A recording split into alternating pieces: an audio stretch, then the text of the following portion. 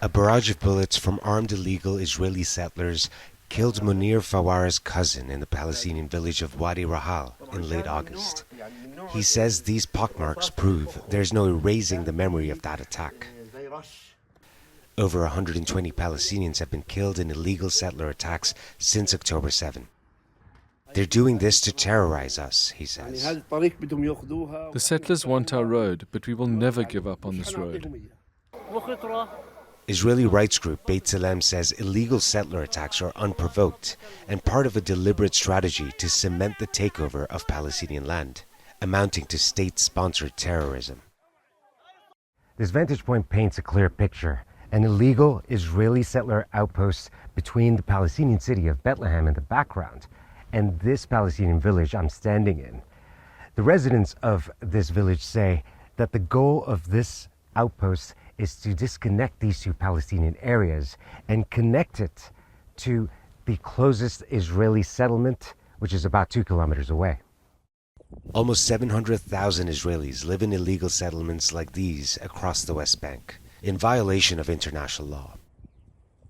Among them is UK-born Sam Whitefield, who doesn't condone illegal settler violence, but says Palestinians and Israelis are equally responsible for the attacks.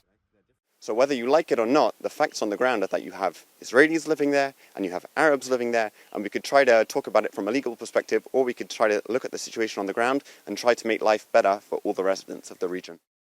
The ideology that illegal settlers ascribe to sees the occupied West Bank as part of a Jewish ancestral homeland, a view that's emboldened across Israel by far-right members of the government. International law, as well as a growing number of Israelis, deem it an illegal military occupation. There's sort of this messianic ideal that they have a God-given right to be there. God is their landlord. God is their judge and their jury, and the one that's giving them the rights to be there, which is not the way you should conduct any sort of policy, any sort of foreign policy whatsoever. He says Prime Minister Benjamin Netanyahu and his government are responsible for fueling the violence in the occupied West Bank. The only way for Israel and Palestine to live peacefully is to end the war and to end the occupation. There's no other way. There's no other way forward. There's no path forward that says you can continue to disregard Palestinians. There's no path forward that says you can continue to disregard human rights and humanitarian law. There's no path forward that says that you can dehumanize Palestinians with impunity. There's just no path forward like that. It's a dead end.